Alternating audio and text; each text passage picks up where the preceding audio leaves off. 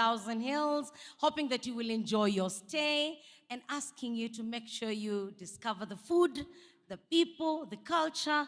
There's a lot of beauty that the country has to offer. Yeah? Thank you so much.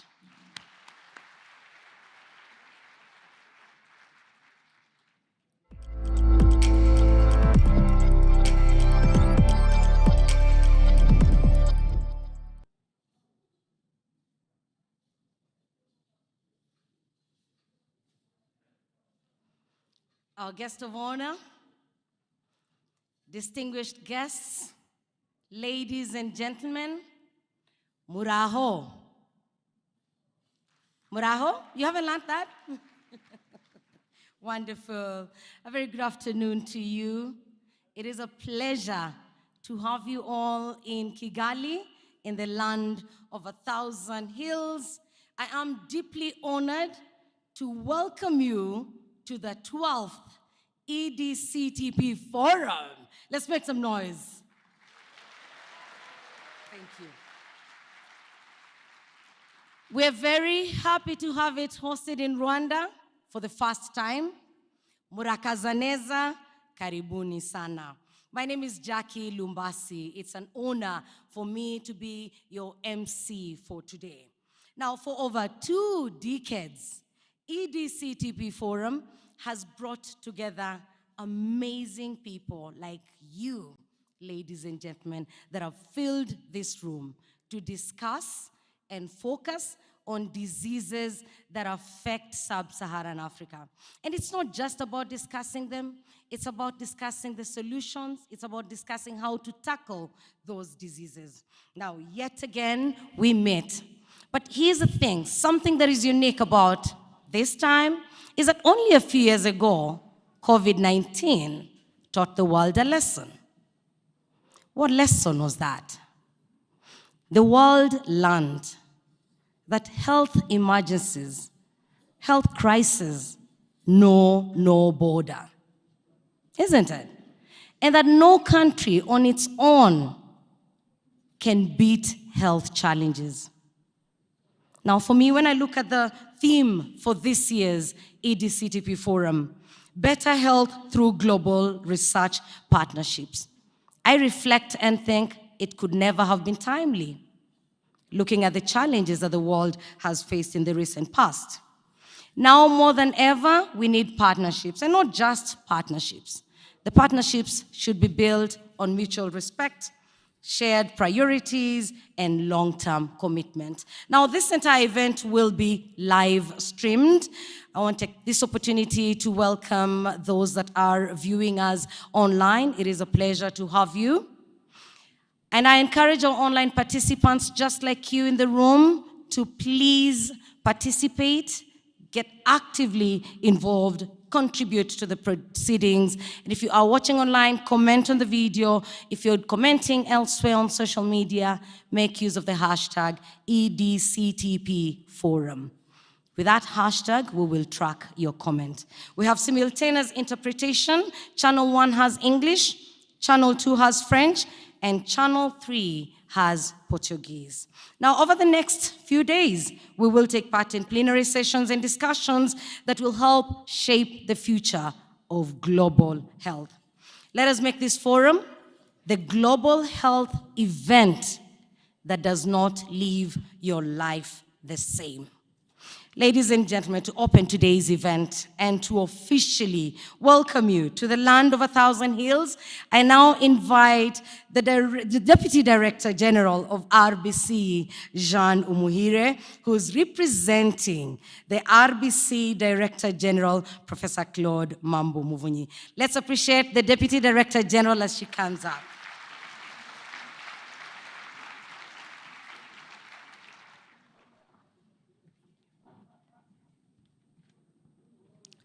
Thank you, Jackie. Honorable Minister of Health, Dr. Sabin Sanzimana, distinguished guests, esteemed speakers, and delegates, ladies and gentlemen, good afternoon and warm welcome to Kigali, Rwanda. I know you've already been welcomed by the delightful, wonderful act, and so I'm privileged to once again be able to welcome you to Kigali officially. On behalf of the Rwanda Biomedical Center, it is my profound honor to welcome you all to the 12th EDCP Forum. This gathering marks an important moment in our collective mission to advance health research, strengthen partnerships, and accelerate progress against infectious diseases and global health challenges. The Rwanda Biomedical Center is deeply privileged to host this prestigious forum, which brings together leading scientists, policymakers, funders, and advocates across Africa, Europe, and beyond. Over the next 5 days, we will share groundbreaking research, forge innovative collaborations, and chart course toward equitable health solutions rooted in science, solidarity, and sustainability. The theme of this year's forum, as you've heard, is Better Health through Global Research Partnerships, which resonates deeply with Rwanda's journey. Our nation has demonstrated how evidence-based policies, community engagement, and robust health infrastructure can drive remarkable progress. From malaria control to HIV treatment and pandemic preparedness, research has been the cornerstone of our success. Today's pre-event session highlighted the critical role of national public health institutes and research partners in shaping resilient health systems. As we face emerging threats, from antimicrobial resistance to climate health-sensitive diseases, the need for agile, collaborative research has never been greater. We extend our sincere gratitude to the EDCP and its partners for unwavering commitment for African-led research. Your investments in capacity building, diagnostics, and vaccines are transforming lives. To our international delegates, Rwanda's vibrant culture, breathtaking landscape, and spirit of ubumuntu, which means humanity, are yours to experience this week and beyond. Let this platform not only be for scientific exchange, but also for friendship and shared purpose. As we open this forum, let us remember that the solutions we seek lie in our unity. Together, we can bridge gaps in access, empower the next generation of African scientists, and turn research into tangible impact for communities worldwide. With that, I invite you to engage, challenge, collaborate. The future of global health is being shaped here in Kigali, in Africa, by all of us. Welcome to Rwanda, murakaze neza.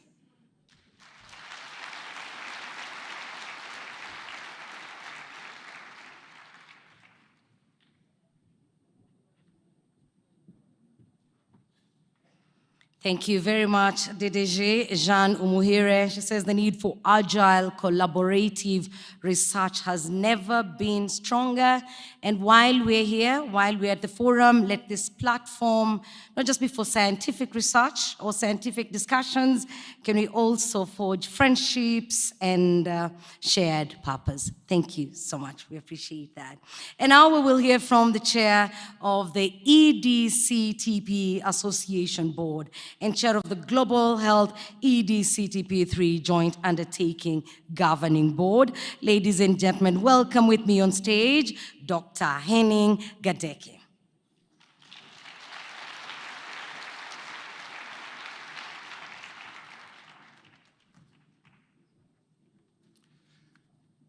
Honorable Minister of Health, Dr. Sabin Nsanzima, all distinguished guests, colleagues, and friends, on behalf of the Governing Board of the Global Health EDCTP3 Joint Undertaking, I welcome you to the 12th EDCTP Forum in Kigali. Benvindo and bienvenue. It's great to bring the EDCTP Forum back to the African continent. 2 years ago, we celebrated the 20th anniversary of EDCTP in Paris. Since then, EDCTP has evolved rapidly. The Secretariat in Brussels is now fully operational, and we continue to see great results from the research funded under EDCTP2 and Global Health EDCTP3. Results that are making a difference to people's lives. This year's forum could not come at a better time. We have chosen this time deliberately.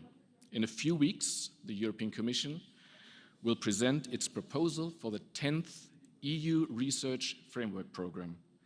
This marks the beginning of long negotiations on European research funding from 2028 onwards.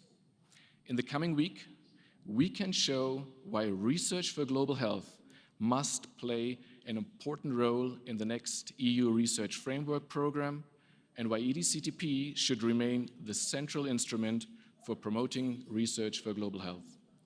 We have a unique opportunity to show where long-term commitment, strong political will, and joint action by Africa and Europe can lead us.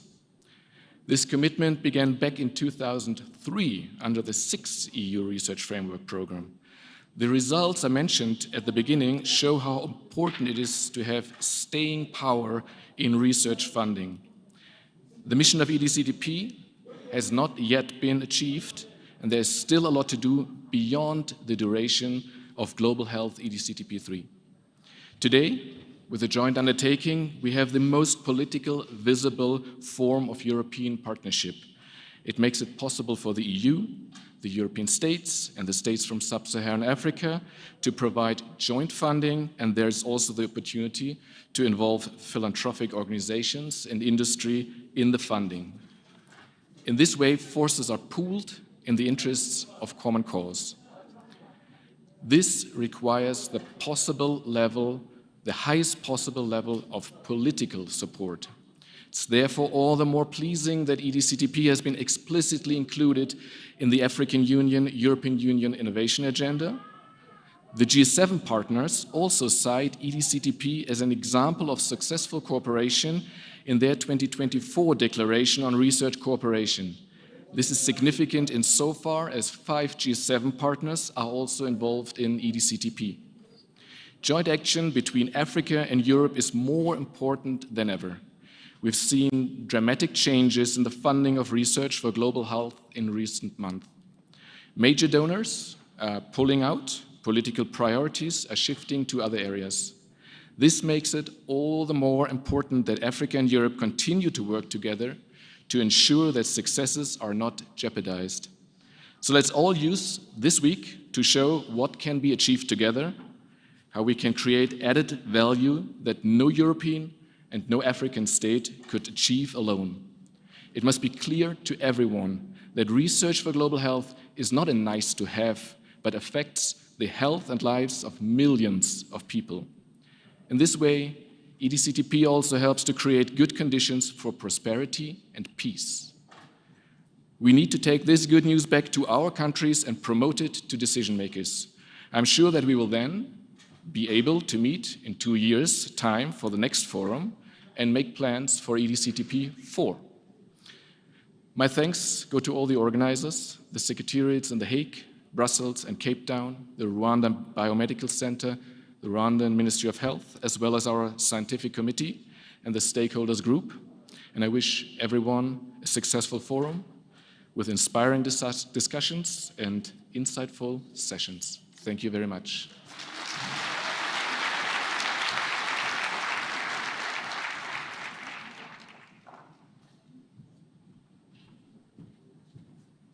Thank you very much, Dr. Henning. It says joint action between Europe and Africa is more important today. Our next speaker will be representing Dr. Chikwe Ihekweazu, who could not be here in person. Please join me in welcoming Afu Constance Osu-Luti, who is the team lead health research at WHO Afro. Put your hands together for Afu.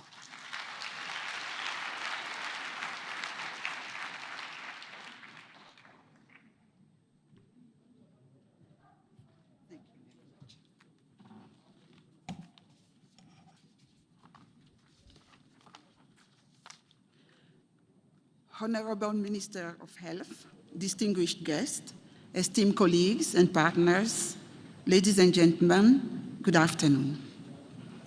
It is my great honor and privilege to join on behalf of Dr. Chikwe Ihekweazu, Acting WHO Regional Director for Africa, the 12th Forum of the European and Developing Countries Clinical Trials Partnership, convened under the inspiring theme, Better Health Through Global Research Partnerships. I thank EDCTP for organizing this initiative and Rwanda for hosting this auspicious event. In partnership over more than a decade, EDCTP and WHO African region have successfully collaborated to improve and strengthen key areas, including regulatory systems, national health research systems, clinical trials, and product development. The partnership has also supported the development of research leadership and capacity building in sub-Saharan Africa.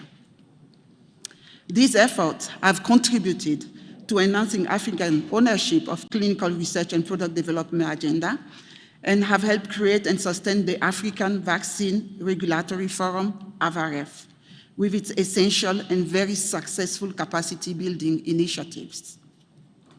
Distinguished colleagues, the strength of Africa's health system lies in the capacity, in the ability to generate and use local evidence to solve local challenges.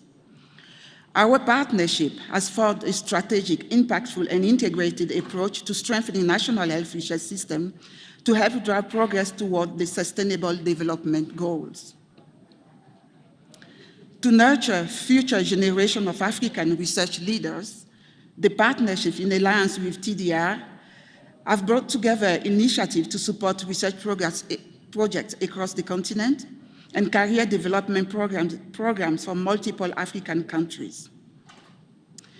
The above achievement and collective effort demonstrate a shared commitment to deliberately drive ownership of research projects by Africans, and I urge you all to continue to build this momentum, and sustaining EDCTP beyond its current term is pivotal to these efforts. Reliable, efficient, and people-centered clinical research ecosystem require a strong backbone. Functional ethics and regulatory frameworks are essential components of such backbone. In that regard, our partnership has continuously supported the development of regulatory and ethical capacity across the African region. The success of AVAREF is a shining example of these efforts, and its ability to achieve quick turnaround times is one of the most notable achievements. I would also like to mention here the establishment of the Pan-African Clinical Trials Registry, supported by EDCTP, and is also the only WHO-endorsed clinical trial database for Africa. Looking ahead, we should focus on several strategic priorities: capacity building for health workers, advancing scientific research in priority areas, strengthening primary healthcare system, and leveraging technological innovation to reinforce health systems are key pillars to advancing the overall goal of better health for all. WHO Afro is therefore greatly looking forward to signing a new landmark Memorandum of Understanding with EDCTP this year. This MOU will advance our partnership, for which improving Africans' health through research and innovation is a primary aim. Finally, as Africa progresses in its ability to lead and own all aspects of the clinical research life cycle, supporting translational research becomes imperative. Therefore, facilitating linkages between researchers, their institutions, industrial partners, and governments will greatly help to address this concern. On behalf of WHO Afro and its regional director, I extend my deep appreciation to EDCTP for all its efforts, past, present, and future. We look forward to many more years of impactful collaboration. Thank you very much.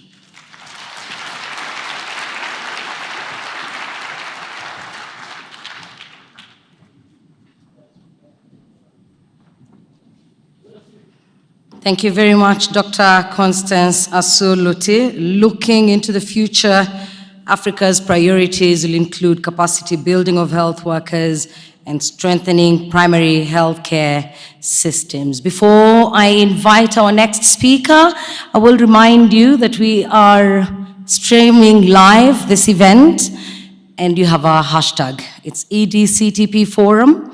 If you are touched by any message put across, if you want to quote any of the speakers, please do so. Do that online. We will find that comment and we will truly appreciate. For those that are watching us online, you can comment below the video. And if time allows, we will sort out some of those messages and we'll read them out. Thank you so much for being part of the 12th EDCTP Forum. Now, next we will hear from Dr. Mosoka Papafala, the Acting Director of Science, Research and Innovation, Africa CDC, who will be addressing us on behalf of Dr. Raji Tajuddin. Let's appreciate Dr. Papafala.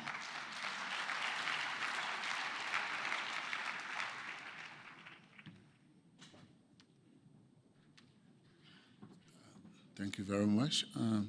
Honorable Sabin, Minister of Health, distinguished platform guests, ladies and gentlemen. On behalf of the DG, Dr. Jean Kazia, who is on international mission in the US, and Dr. Taj, who has to attend ministerial activities in Djibouti, I bring you sincere greetings from Africa CDC.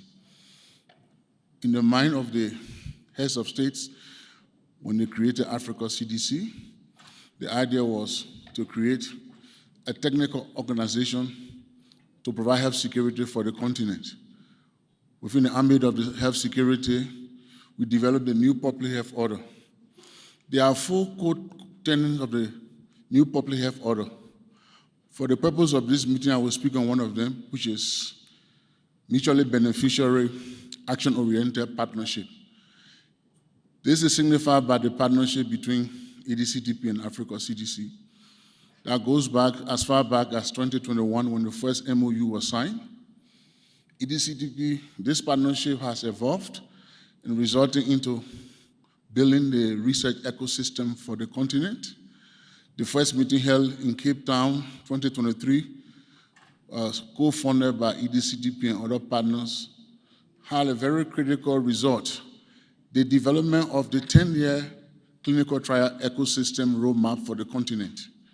That has been very critical as it has served as a rallying point for investment in the clinical trial system. That document and blueprint has allowed us to attract partnership with CEPI, the Bill and Gates Millennium Foundation, that has now enabled us to, 1, map out the clinical trial ecosystem, link scientists on the continent. The 10-year roadmap was meant to build a network so that we can be able to develop clinical trial, but the realities have shown us that our hands have been forced to accelerate clinical trials. Today we have over 48 clinical trials that we are monitoring for Mpox. Thanks to some of the funding, emergency funding by EDCTP, there are trials ongoing to look at the post-exposure prophylaxis of the Bavarian Nordic vaccines and multiple other trials on the continent. Given the benefits and the impact of the relationship, in February this year, the MOU were renewed between Africa CDC and EDCTP. Another important aspect of this new MOU was the addition of the joint action point that has 6 critical points. One of those was the development of the capacity for clinical trial on the continent. In our previous section, as we listened to different speakers, we saw that the human capacity, the talent for R&D is a major problem, and that relationship is going well. Permit me to also express that it has had some tangible results. In phase 1 of the agreement, 151 epidemiologists and biostatisticians were trained as a result of this partnership. In addition to that, we saw that in phase 2 EDCTP 3, Africa CDC, through this partnership, was able to plug in the regional networks on the continent. This partnership has bold aspirations to build a human capacity to support clinical research, pandemic fund, among other things that are so critically needed for the continent. Indeed, this relationship has really shown that there is power in partnership, and that partnership has the potential to grow. thank you very much. Even as I close, we are having a section in partnership with EDCTP on the 19th to look at the critical issues that are barriers to R&D on the continent. The issue of R&D governance and coordination, the issue of building capacity for R&D, and how do we use pharmacovigilance to be in terms of outbreak when we roll new products. So we want to welcome you all to join on Friday. Indeed, a wise man once said to me, if you want to go fast, go alone. If you want to go far, go with others. Thank you very much. This partnership has been very realistic.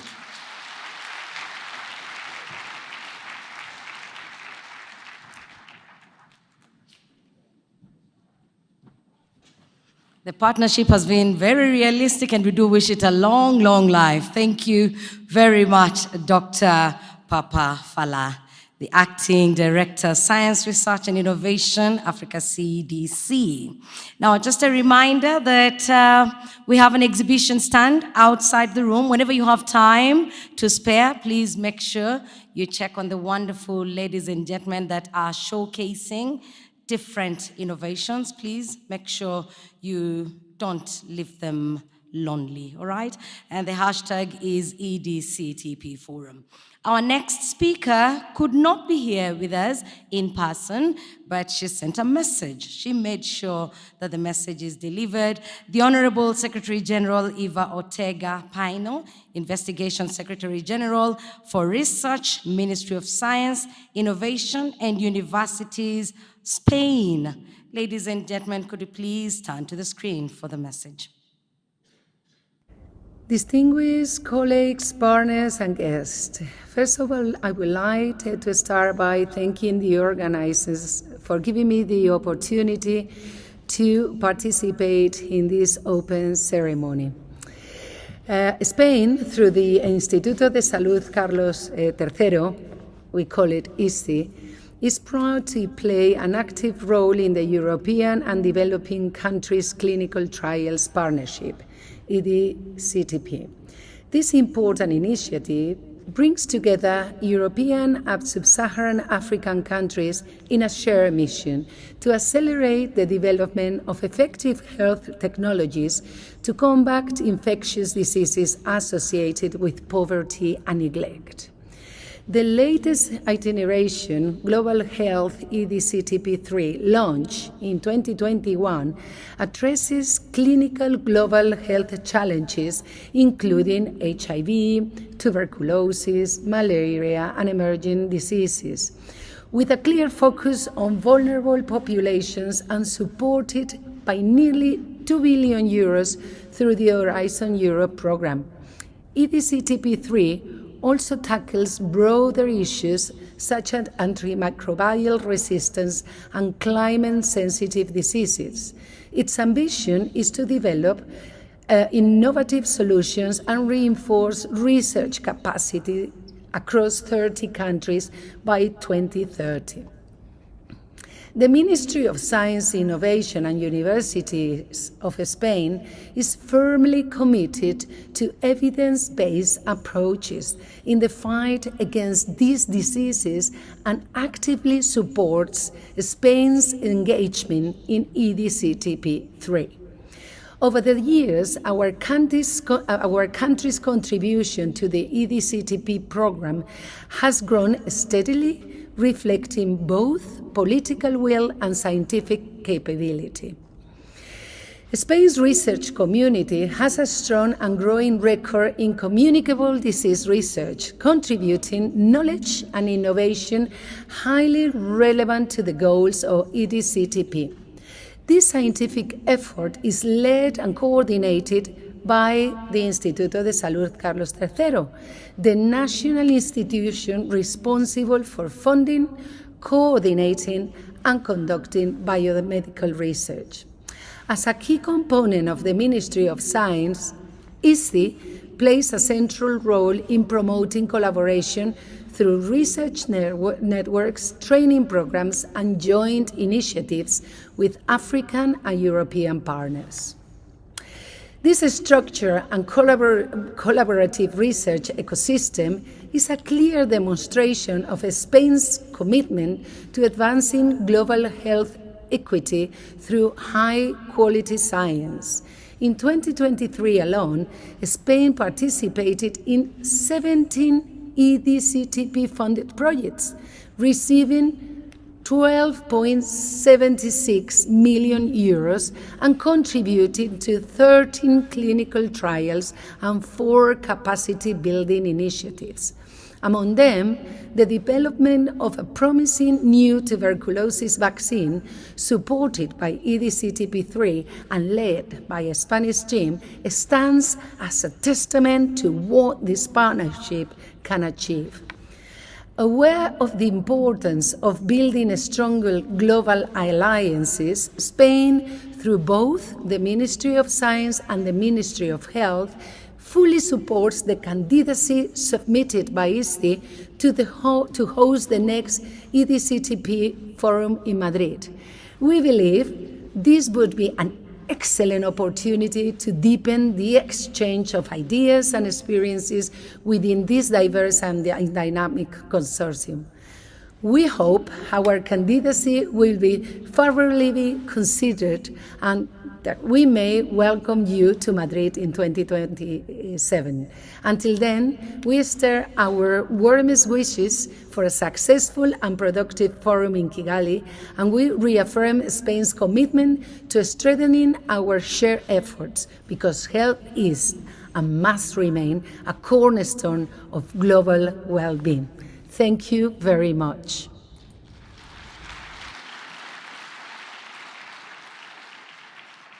That's a message from the Honorable Secretary General Eva Ortega Pino. Health is a cornerstone of global well-being. Another person who would have loved to be here but could not make it is Honorable State Secretary Martina Hirayama, State Secretary for Education, Research and Innovation, Switzerland.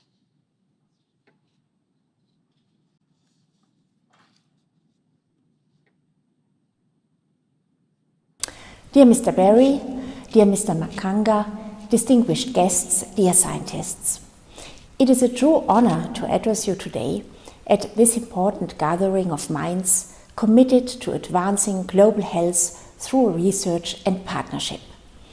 The EDCTP Forum reminds us that science knows no borders and that progress in health research is not only global in impact, but also global in responsibility. Switzerland is proud to be part of this community that champions collaboration, equity, and excellence in science. We are especially proud of the many Swiss researchers, innovators, and institutions actively engaged in EDCTP-funded projects. Their work with partners on the African continent is not only driving scientific breakthrough, but also building capacity, strengthening health systems, and fostering long-term trust-based cooperation.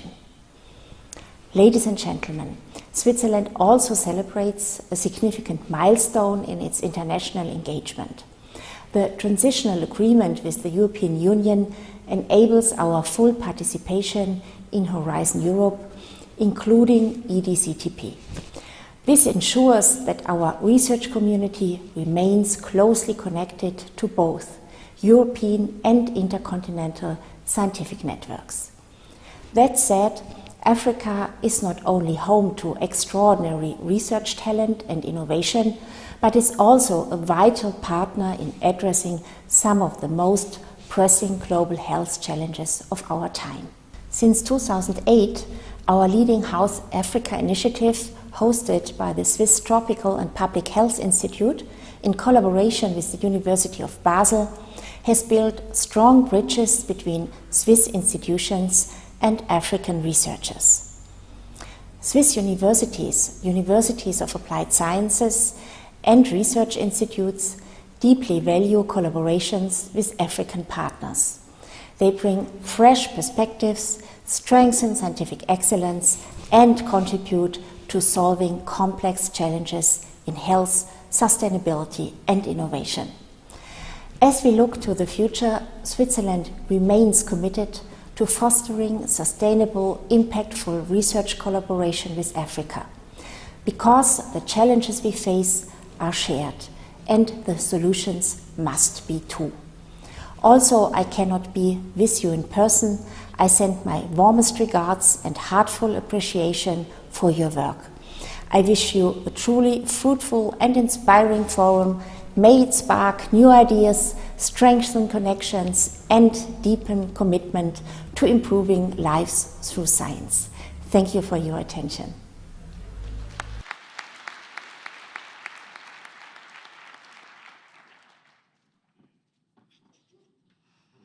Thank you very much. That was a message from Honorable State Secretary Martina Hirayama, the State Secretary for Education, Research and Innovation, Switzerland. Ladies and gentlemen, I now invite for his remarks the Deputy Directorate General for International Partnerships, European Commission, Mr. Martin Seychelles.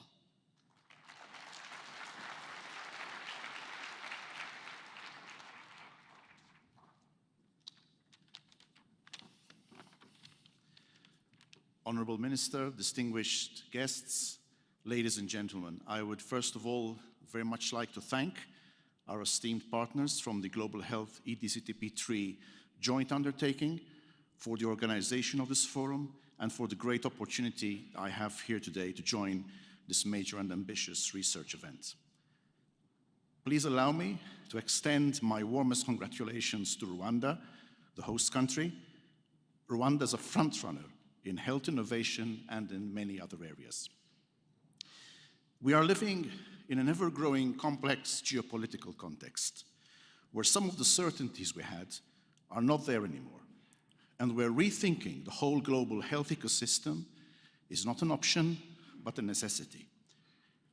In this context, I am here today to convey to you a clear message from the European Commission and the European Union.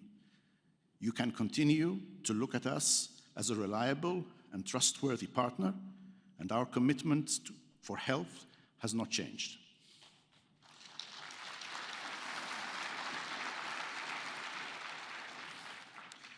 It is in this context that the EU Global Gateway Strategy is more important than ever. It allows us to mobilize financial and non-financial support to partner countries in a very challenging international context. The Global Gateway is about connecting Europe and partners across the globe through investments that are based on shared values, rules-based, transparent, and socially, environmentally, and financially sustainable. It is anchored in the 2030 Agenda for Sustainable Development and the Paris Agreement. It applies a 360-degree approach to respond to various needs, ranging from infrastructure to human development and capacity building to all that is needed around transformative projects with regional and continental impacts. The implementation of this strategy can only be based on a strong partnership with our continental, regional, and country partners in Africa. And we have developed such a strategy at 4 levels. At European level, we work through a Team Europe approach to bring together the technical, financial, and institutional capacities of the EU member states. At continental level, we work with the Africa CDC to align the MAUF Plus initiative with FAM to support the African Union's goal for 2040 of local production and broader access to health products. We have also forged a strong partnership with AUDA-NEPAD and the European Medicines Agency and WHO, and actively supported the onset of the African Medicines Agency. We welcome today, indeed, with great satisfaction, the appointment of the new Director General of the African Medicines Agency that would be based here in Kigali. And this will open the way for a rapid putting into effect of the agency. And we strongly believe that just as the European Medicines Agency was a game changer for European citizens, the African Medicines Agency will have a transformative impact on the entire continent.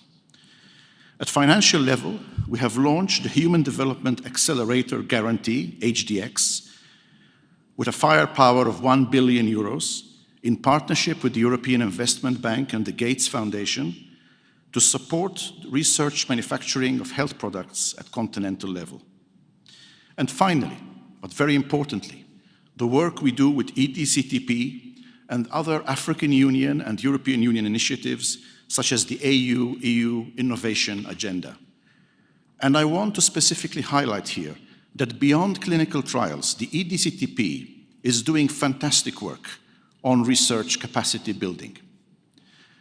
I would like to insist once again on this message. The EU's commitments remain unchanged.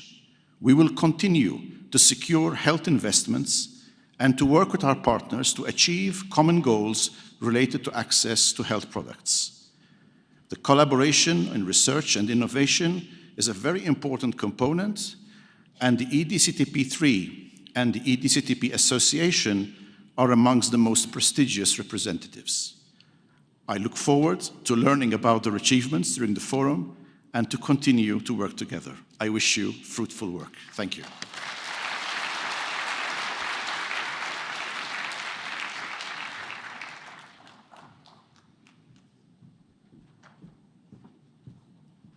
Thank you very much, Martin Serschel, for those powerful words. And now, ladies and gentlemen, it is my distinct honor to welcome our guest of honor for his remarks. Ladies and gentlemen, the Honorable Dr. Sabin Nsanzimana, Rwanda's Minister for Health.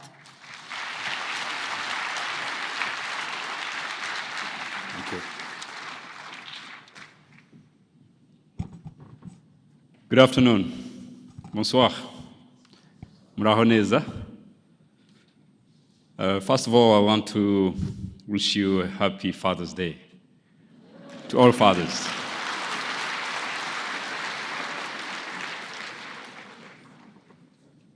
Your Excellencies, distinguished guests, colleagues, friends, scientists, researchers, students, and everyone following us online in this room, let me join other speakers to welcome you to Kigali and welcome to Rwanda.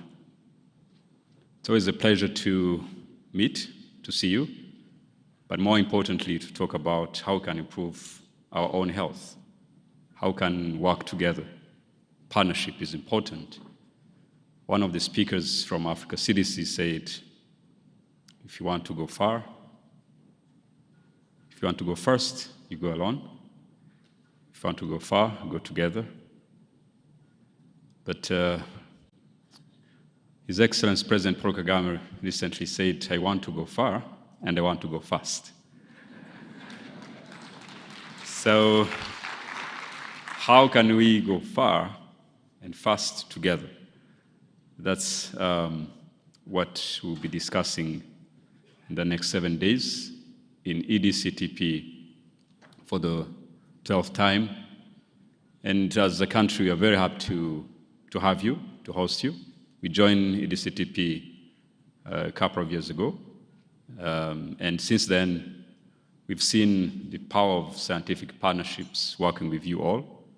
And I'm sure you will be discussing this throughout the week. And when you talk about clinical trials, partnerships and research partnerships, you also think about numbers and data. And I looked at some key data that I want to share with you, but probably for reflection. Disease burden on this continent, almost 25% of the global diseases that we have. 25% in sub-Saharan Africa. And on this continent, we have nearly 20% of the global population. It's a very young population. It's a lot of health issues that we're dealing with. But I tried to compare it with our contribution to the global clinical trial research networks, only 3%. I looked at this number 10 years ago, same statistic 10 years ago. By then, it was 2%. So in the last 10 years, we improved from 2% to 3% clinical trials research contribution to the global research as a continent. So as we talk about research and partnership, as we talk about addressing disease from the root causes, understanding from our diversity in genetic differences in communities that live on this continent and beyond, we need also to have this balance in representation of research. And we only work if we train young people, young researchers sitting here to do the basic research, to do small steps towards addressing this legacy of gaps to something that is not for the continent, is something for the world. Because, as the moderator mentioned, there's no border when it comes to diseases. A virus can travel the world in just 6 hours. In just 2 days, it can be everywhere. Any pathogen. Because we are moving, we are traveling.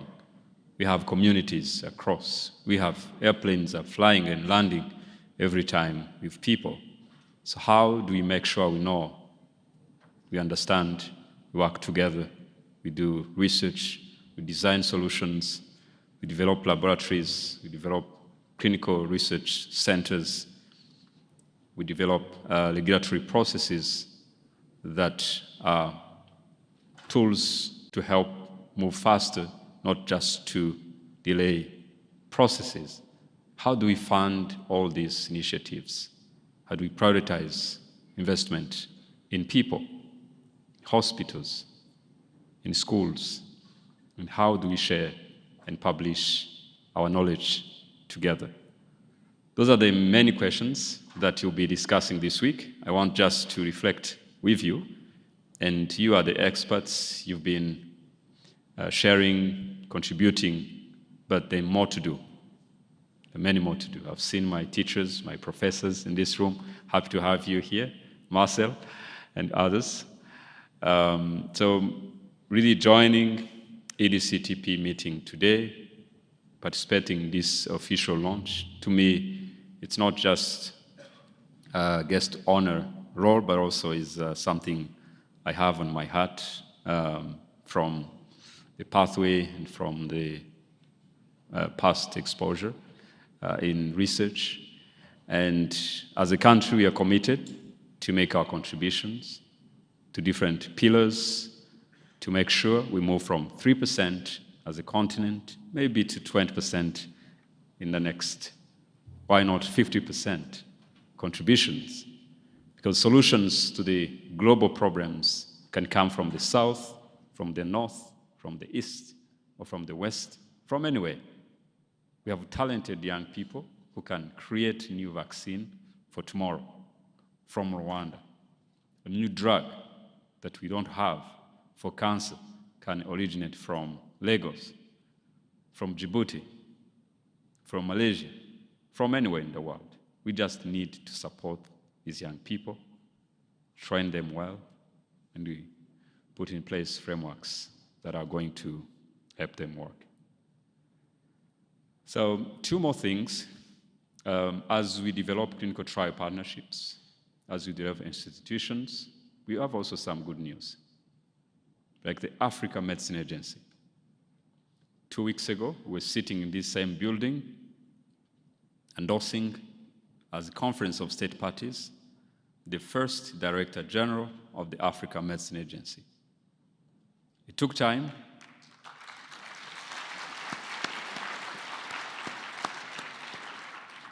It took time, took several years to get there, but it was really a celebration. So without a strong regulatory body on this continent, we always have problems with drugs that are not checked, with trials that are not verified, with pharma that are struggling to have approvals in each and every single country.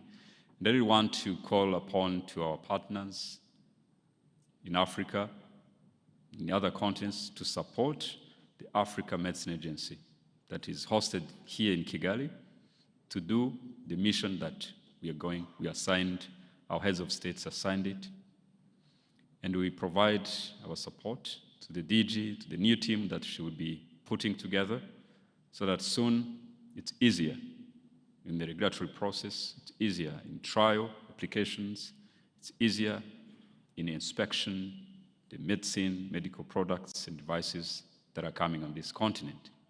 It's already happening. We have partnerships. The European Medicine Agency is already, as we speak, our joint boards are meeting. They've been meeting in the last few days to find ways to collaborate, and we continue to have these mutual partnerships. So EDCTP, EMA, AMA coming together, it's also another pillar of strengthening our partnership. Beyond that, data systems, very important. We have routine data that we've been building, data systems. We launched our National Health Intelligence Center a month ago. This is a warehouse where all the national health data are landing, and we are building in several models of artificial intelligence to make sure the analytics are faster and the solution making is better, but also research is easier than it was before. So we are training many people in this, at least in Rwanda, and we are also developing clinical trial sites that will definitely attract researchers and facilitate partnerships. So I want to conclude by saying thank you all for making time, for traveling to Rwanda. Thank you to the partners who supported this forum, from EDCTP Secretariat, the Ministry of Health, my colleagues, my team, and also Rwanda Biomedical Center teams, different committees that are working to make sure this forum is successful. I want to conclude by saying there's no idea, there's no partner, there's no population, there's no initiative that is too small to matter. So let's get all these great ideas together. Thank you very much. Enjoy your discussions.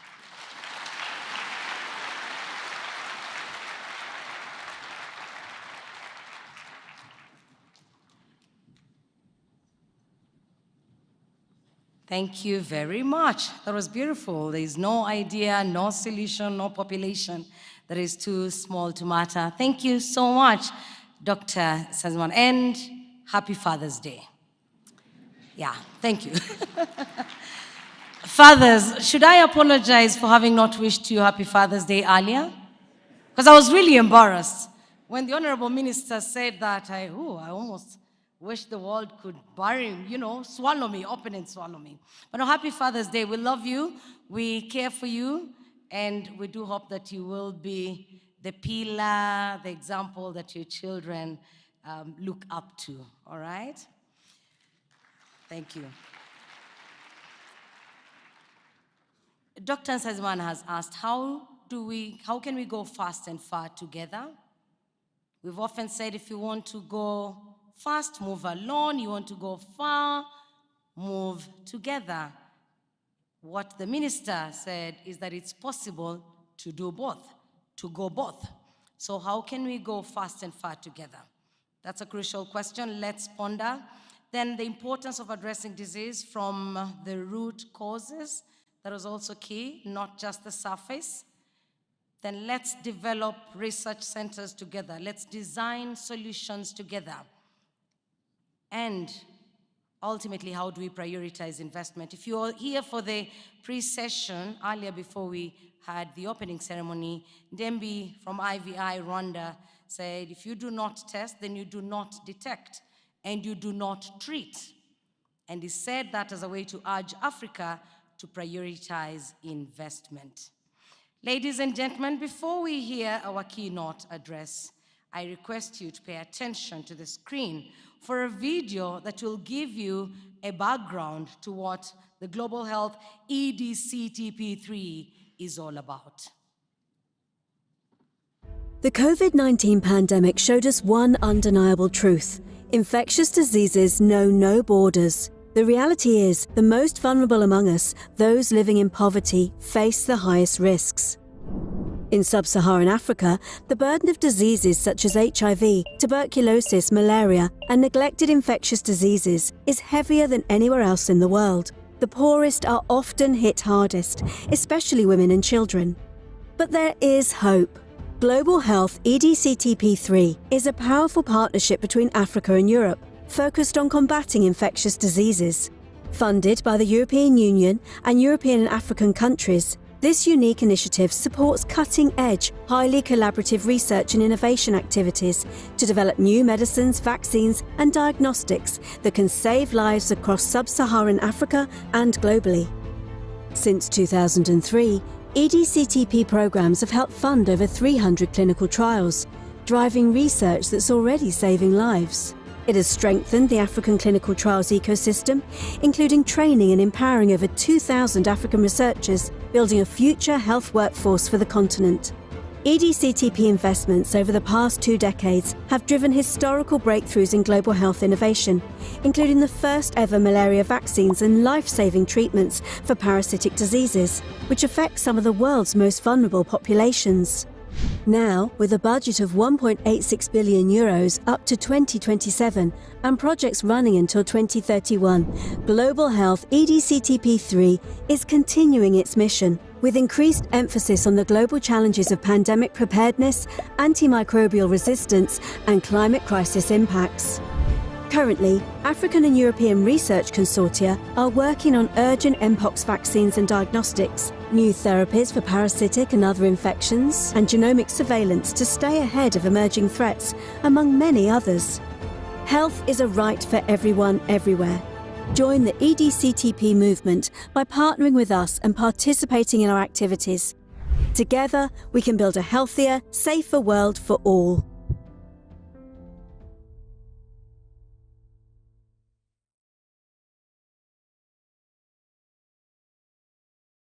And now to expound on what you have seen on that video, and to also share the vision, the strategy, and impact of the EDCTP3. Ladies and gentlemen, I would like to invite for the keynote address, Dr. Michael Makanga, the ED, Global Health, EDCTP3.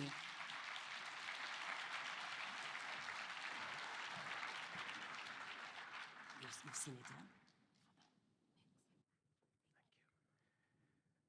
Honorable Minister, Dr. Sabin Nsabimana, Your Excellency, former President, former Prime Minister of the Republic of the Gambia,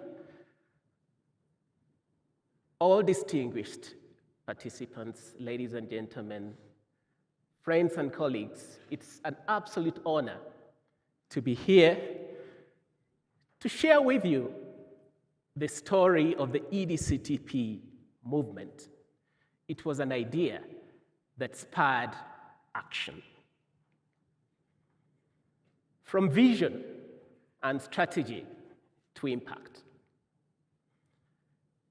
3 decades of EDCTP programs.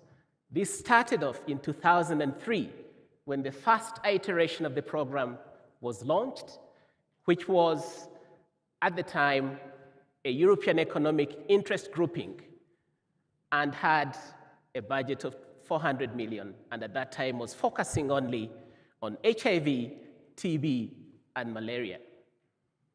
Following successful implementation, in 2014, the second iteration was launched with a modified legal structure that brought on board both European and African partners that formed the EDCTP Association with an increased budget of 1.3 billion. And this had an increased disease scope that went beyond HIV/AIDS, TB, and malaria to include neglected tropical diseases, lower respiratory tract infections, diarrheal diseases, and infectious diseases of epidemic potential. And this had a membership of 14 European member states and 16 African member states. This program continues and to implement the remaining part of the activities. But in 2021, we had the launch of the third iteration of the program, with again a modified legal structure, which has a stronger political statement, and that is a joint undertaking between the European Union and the EDCTP Association with an increased budget of 1.86 billion. And this maintains the same disease scope, but goes ahead to address as well other overarching elements, such as antimicrobial resistance, climate-provoked infectious diseases, digital health innovations, pandemic preparedness, co-infections and comorbidities that bring in the interaction of infectious diseases with non-communicable diseases. And currently, the membership of the EDCTP Association has grown to 15 European member states and 30 African member states, and our host, Rwanda, is one of the African member states of the EDCTP Association. Who we are? As I say, the program was established, the third iteration was established in 2021 and represents the largest research funding partnership between Europe and Africa that is supporting research and development and capacity development. And this brings together the European Union, which is represented by the European Commission, and both the African and the European member states represented by the EDCTP Association. And the EDCTP program contributes to the United Nations Sustainable Development Goals, to the European Union Global Health Strategy, to the African Union, European Union Innovation Agenda, and to the Agenda 2063. This is the Africa that we all want. And the program also contributes to other priorities, both for Europe and for Africa. And this program builds on the foundation that has been laid by both the first and the second program of EDCTP. What about our vision? We exist to contribute to the reduction of the individual, social, and economic burden of poverty-related infectious diseases, including the neglected ones, the emerging and re-emerging diseases in sub-Saharan Africa, and to strengthen global health security. And we do this by contributing to the reduction of the morbidity and mortality in sub-Saharan Africa by supporting collaborative research and capacity strengthening to combat infectious diseases. And we support projects and portfolios of projects through Horizon Europe open calls and bring together partners across sectors and across continents. Our planned resources currently are to cover 2021 to 2031 in annual work programs from 2021 to 2027.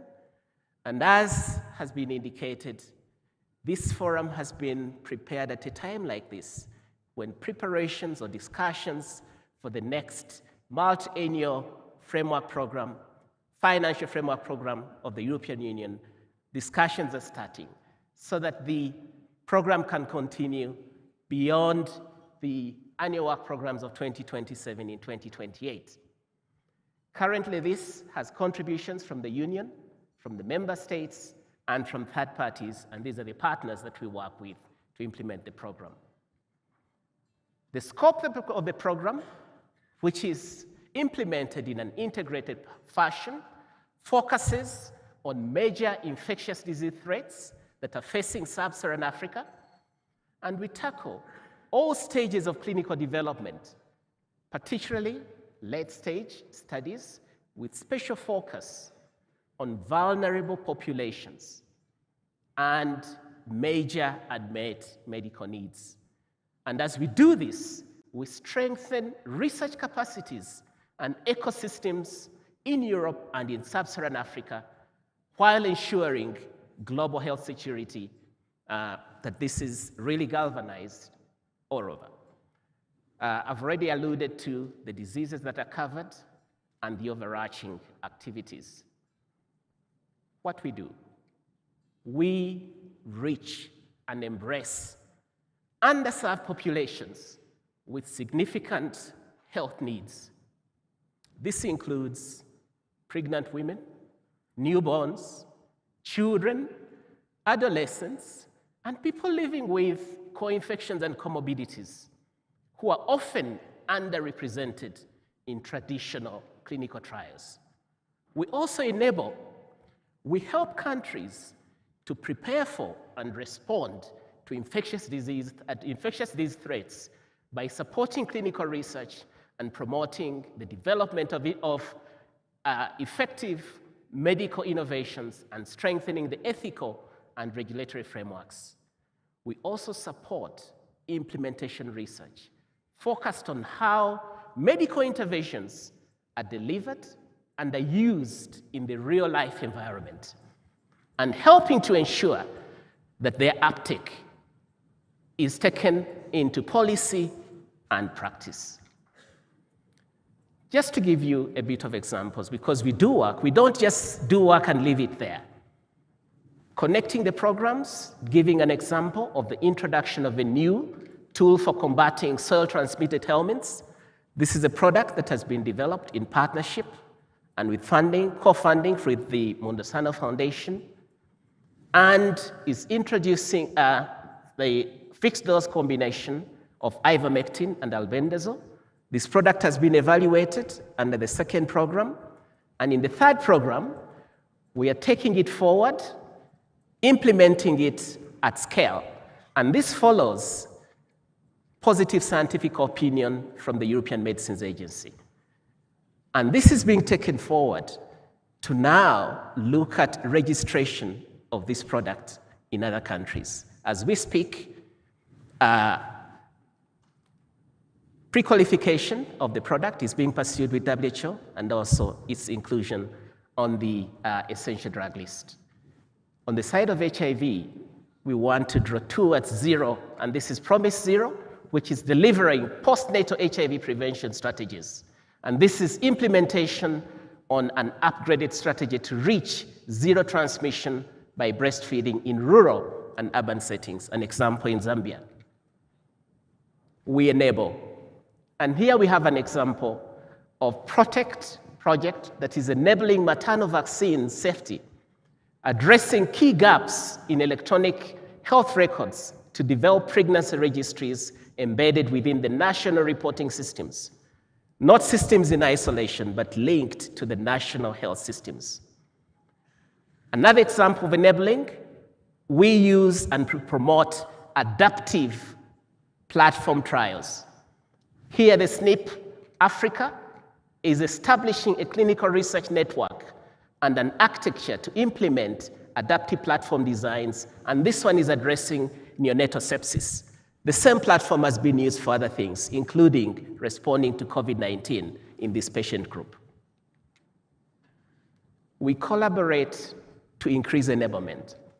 A collaboration with the Gates Foundation has enabled funding five consortia that are working on genomic surveillance, and this spans across Africa and is cross-disease. When we enable, we also respond. Giving an example of the Mpox in the DRC, we acted quickly, and we are supporting currently 9 projects that are addressing underserved populations, including pregnant women, children, and also some of the elderly, because this covers all populations. And this is a collaborative effort. As you can see, this is including 9 countries in sub-Saharan Africa and several European, Canadian, and US partners. We also connect. We bring together African and European partners, from researchers, policymakers, to public and private stakeholders, to align efforts and to build long-term cooperation in global health research. We act. We fund collaborative clinical research, support development of research infrastructure, strengthen national health research systems and the next generation of African researchers across sub-Saharan Africa. Our work helps to ensure ethical, high-quality studies that are locally and globally relevant. Examples. We have the regional networks of excellence that are spanning across all regions of Africa: Western Africa, Central Africa, Eastern Africa, Southern Africa, building and contributing to the clinical trials ecosystem. And we've launched a new call to take them to another level. We are reinforcing the ethical and regulatory ecosystem, and we are also concerned about the language barriers. An example picked there is leveraging language-specific networks to bridge infrastructure and technical gaps. We forge partnerships and enhance cost-effective impact. Here, I've only picked a few of some of the partners that are actively involved in the recent projects, including CEPI, BioNTech, and the Gates Foundation, and the regional partners, Africa CDC, the World Health Organization, and GloPDAL. But the list is very long to include here. We connect, exploring synergies and coordination with other initiatives within the European Union. And here we have the Team Europe initiative with Africa, where we foster complementarity with other Europe-Africa initiatives through our calls for proposals, notably the Global Gateway and specific Team Europe initiatives, such as on manufacturing, public health institute strengthening, digital health, and One Health. We promote availability, affordability, and accessibility of the products. And here we leverage our investment and partnerships to promote access to the health technologies under fair and reasonable conditions. And we embed these also in the agreements that we have with our partners. We don't stop there. We promote equitable research partnerships, and EDCTP's role in the Africa-Europe collaboration and global health has been recently, I'll draw you to see the 2 Lancet Global Health publications, one that is advocating for impact with equity, stronger ethics and oversight in African leadership in trials, and just last week, one that is calling for equitable funding models and balanced research ownership.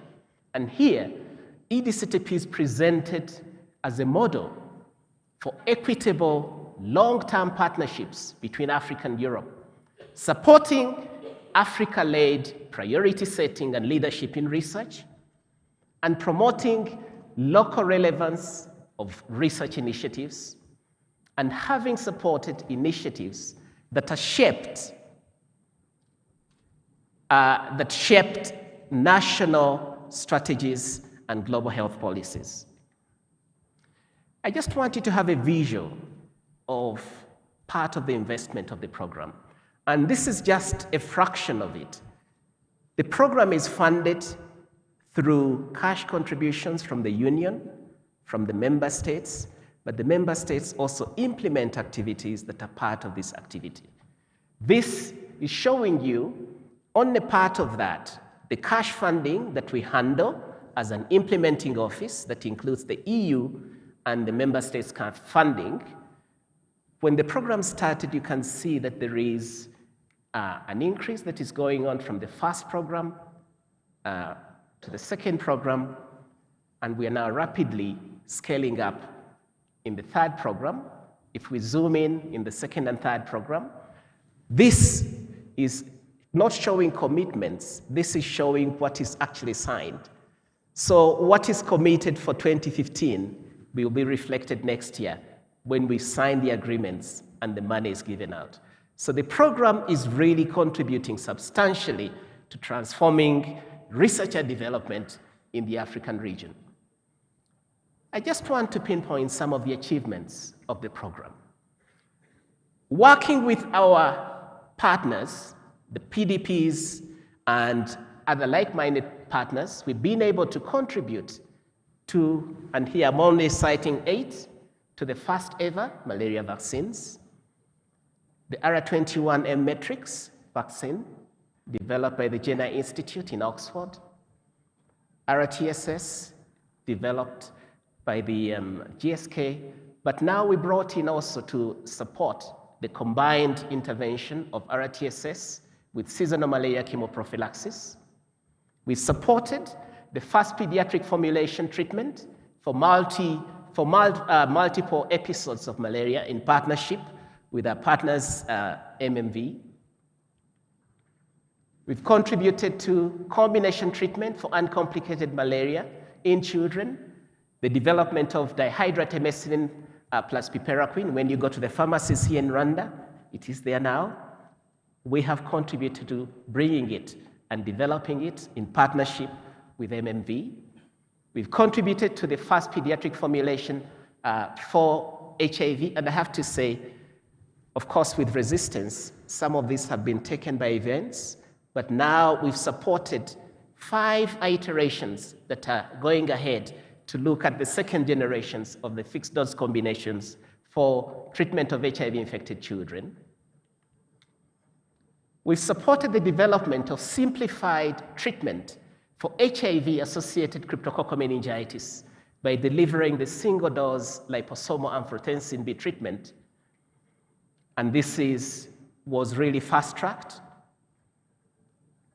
We've supported the development of new treatment option for schistosomiasis in young children in partnership with Mark Serrano. We've supported the development of combination treatment for parasite worms, and this is the soil-transmitted helminths, ivermectin albendazole, and you'll be hearing more about this in the forum. We've supported the development of the first oral treatment for acute formal sleeping sickness in partnership with DNDi. This is fexinidazole. And it's not only about the products. We are developing the capacity where we operate. We have supported, I know that the figure was given did not include some of the studies that are included here.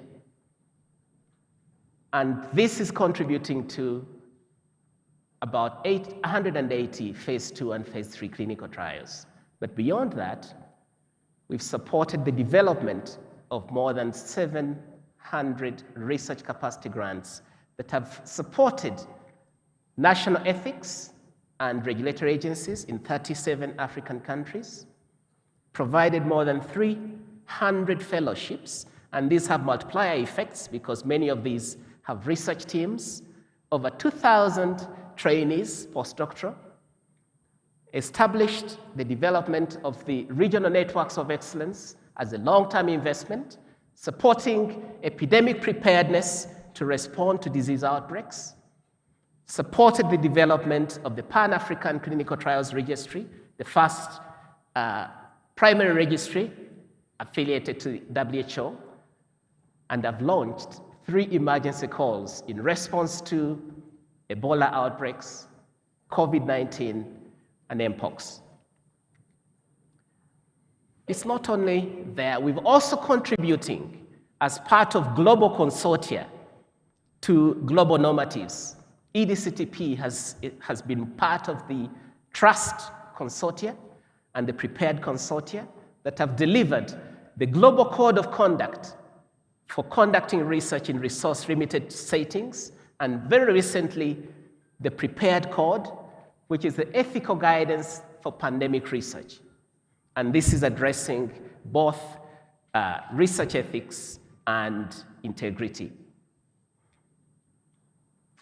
And more to this, we have adopted the codes to walk our talk, not just contributing to developing the codes, but implementing them to ensure that there is uptake. Honorable Minister, you mentioned that we have a problem of publications.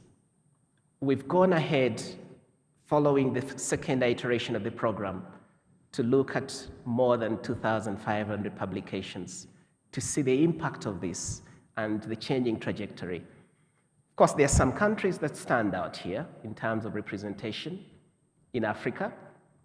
South Africa, Uganda, Kenya being the top 3, and in Europe, UK, Germany, and the Netherlands. But there's some staggering figures here in promoting equity in and through research. Here, in the program, 71% of the publications that have been looked at carefully, they have either first or last authors from sub-Saharan African institutions. 60% of the clinical trial funding is allocated to African institutions in the second program, and in the current program, all projects must have a scientific lead or a scientific coordinator. Scientific and project leaders are from sub-Saharan Africa. 37% of the funded projects are coordinated by women. 40% of the fellowship beneficiaries are women. And in the current program, of all the projects, we've taken the trouble to look at all staff that are involved, and 46% are women.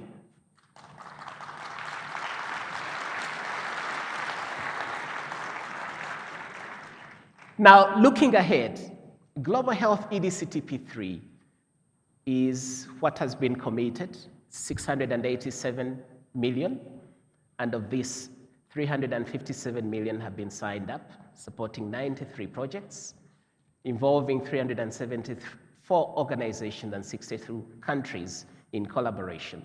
And of these, 36 African countries, 19 European countries, and 7 other. And of what is in grant preparation, we have 330 million, and this is to support grants that are part of the work program 2025, where we have 240 million plus. Looking at our portfolio, you see that there is a good allocation of these resources. Currently, when we look at where it is, neglected infectious diseases are having about 20% and are expecting to have the highest so far, closely followed by malaria. But then we are trying to balance this up in the new work programs. In terms of interventions, we also look at how much is put into vaccines, how much is put into diagnostics, and how much goes into drug development. And as we go along, we continue to ensure that we have a balanced portfolio. It's always good to look at these things also from the perspective of money. Looking ahead, the impact of our collective investment is contributing to increasing prosperity and security, contributing to galvanizing scientific excellence, and creating a healthier world. And looking at the work that was done by our friends at Impact Global Health, they've made a projection that by 2040, looking at the Europe-Africa collective investment, there will be at least 4 million deaths averted, at least 300 million dailies averted, and delivered over $5 trillion value in terms of net societal benefit. What this translates to is that, I know this is done in US dollars, you may convert it to euros, but every US dollar invested in research and development in a program like this, globally, in global health, will yield at least 405 US dollars in global return. It is a worthwhile investment. So while the primary socioeconomic gains will be in Africa, Europe will also benefit from these returns. Thousands of high-quality jobs are being created, billions in addition of economic activity and private research and development, and also co-investments, hundreds of patients, and also thousands of publications that are involving European and African institutions. To summarize, our added value for Europe and Africa, safeguarding and expanding our impact, is contributing to reducing the socio-economic burden of infectious diseases, enhancing global health security and resilience, fostering global cross-sector public-private partnerships and collaborations, strengthening clinical research ecosystems and leveraging digital technologies for societal impact, and advancing global health, research, and gender and human rights, as well as sustainable development, and boosting scientific excellence, capacities, and leadership. Thank you very much for your attention.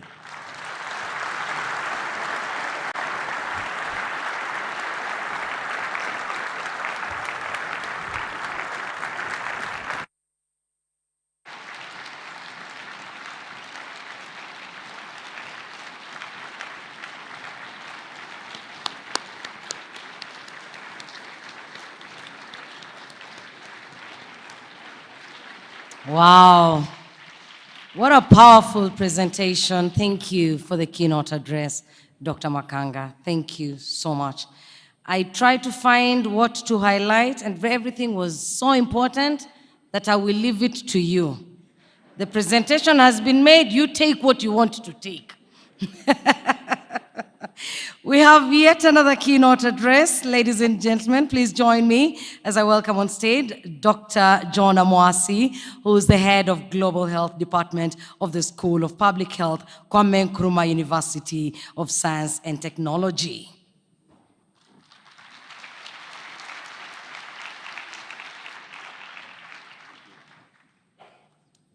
Well, thank you very much for that wonderful introduction. And can we just give another round of applause to the EDCTP and the leadership of Dr. Michael Makanga over the years in bringing us to where we are. Really, really impressive until everyone is safe. I think this statement really encapsulates the understanding that we are fundamentally interconnected as a globe and that safety cannot be isolated. Safety is collective, and it's such a powerful quote that will resonate for a long time to come. But since I'm speaking on global security, global health security for that matter, it comes from the root global health. So I'd like to just dial back a little bit and look into what global health is. A lot of people do contend with global health, and I have a few good friends, I'll not mention any names, but if you know them, who don't subscribe to the notion of global health because it's way too broad and non-specific and all that. We have struggled with a fundamental definition of global health, but there's one that is widely accepted by the CUGH and others. And we say it's known for study, research, practice, and the priority for global health is improving health and achieving equity in health for all people worldwide. And this is really where the rubber hits the road. The fundamental interconnectedness that comes to the fore when you think of global health, and that word equity. I don't want to go, I don't have the time to go much deeper into this element of interconnectedness, because it even goes beyond interconnectedness among human beings into interconnectedness with animals or other animals for that matter, and then the environment that we share. And equity can never be eliminated from global health. It really is at the core of global health. And this is why it's so important that, especially in today's world where we've arrived at where equity is being eroded, that we, and for that matter, really the Western world, from threats, infectious disease threats. And so quickly we move to the International Health Regulations, the IHR of 1969, and then sooner than later we again realized that this also is not sufficient. We need to upgrade, and we went to 2005 where the IHR was updated or upgraded for that matter. And still a little more on global health security. we can look more specifically at the Global Health Security Agenda, which was mooted by the WHO with particular support from the US government. And the aim really was to accelerate IHR, especially in low resource settings, recognizing that the threats that emerge, especially in low resource settings, have dire implications not only for those settings, but for the entire world. And very quickly, we had membership expanded to include non-state actors in 2017. And you can see how things have evolved since then. The Global Health Security Agenda was moved forward.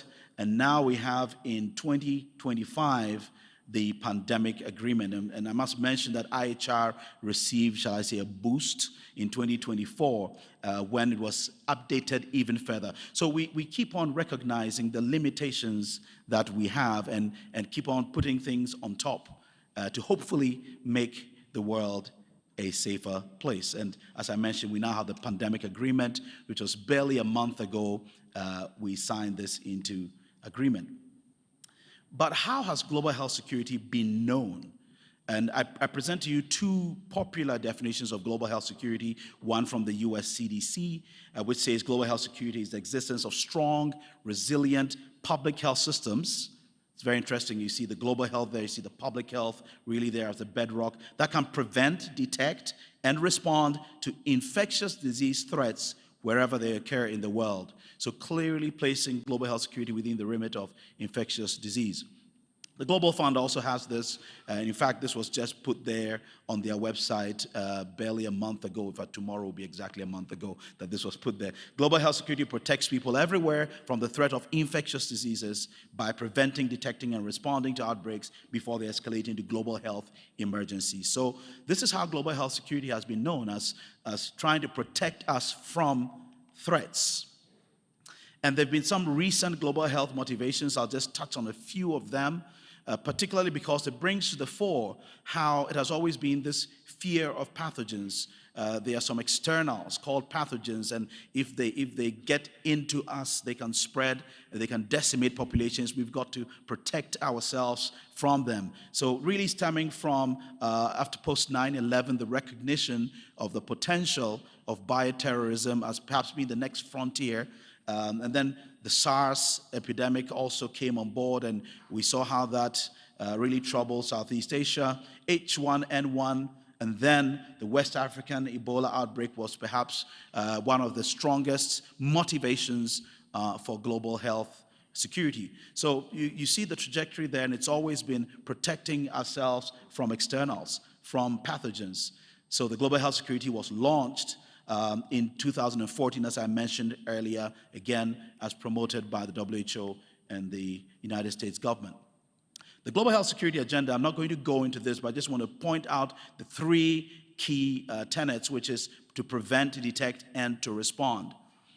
I could easily spend the whole day speaking to exciting, cutting-edge research, but also to demonstrate how this goes on to build real capacity so that hopefully, as the Honorable Minister said, we can go faster and further together at the same time.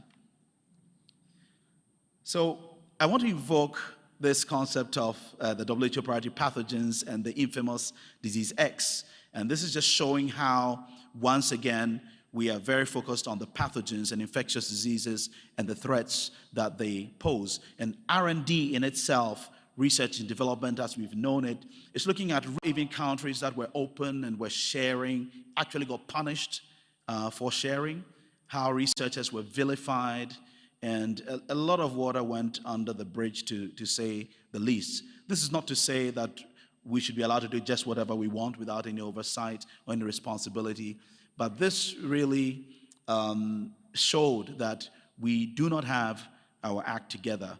And even though we have a lot of paperwork, when we were really tested, we found that there were a lot of weaknesses.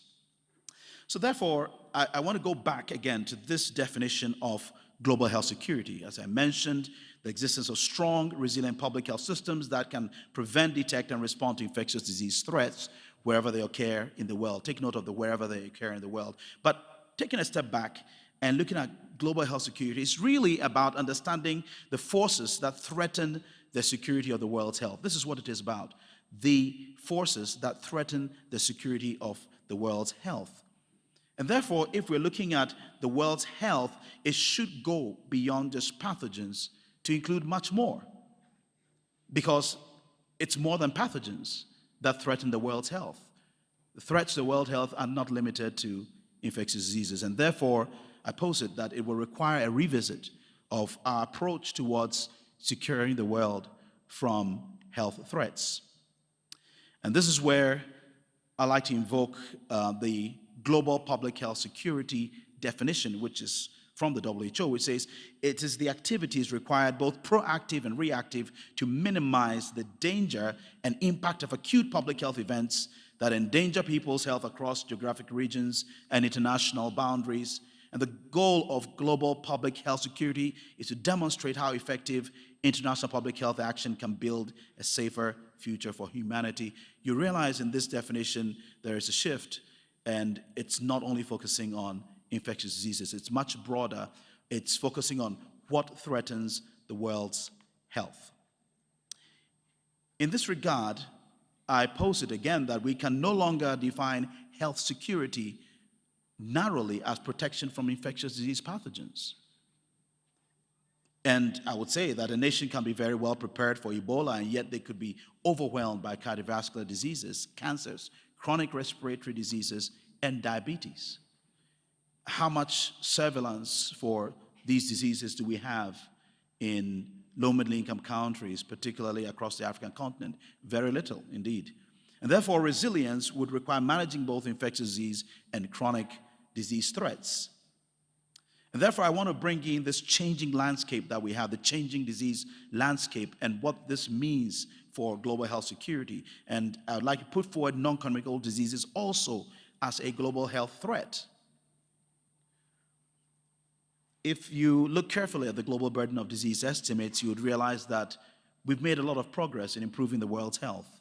In fact, we're living for much longer, and that's a huge improvement. But what that also means is that the longer we live, the greater our exposure or risk of non-communicable diseases. And if you look at the slide, you'd realize the contribution that non-communicable diseases are making to the burden of disease over the years, clearly showing that as populations age, non-communicable diseases become an even greater threat.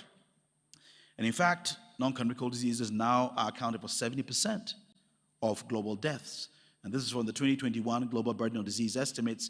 You would find cardiovascular diseases right there at the top, accounting for 14.9%. Then you go to respiratory infections and TB, the first infectious disease that shows up there. Then you have the cancers.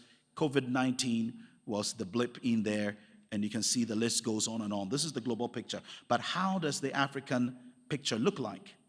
You do have an infectious disease right at the top. This is the respiratory diseases and TB, and then you have neonatal disorders. Very interesting. And then you have malaria and NTDs, then cardiovascular diseases. So you see a fine mix of both communicable and non-communicable diseases. Again, showing very strongly that when we think about threats to the world's health, we cannot limit ourselves only to thinking about infectious diseases. So that's the difference between what you have globally and the picture that you have in sub-Saharan Africa.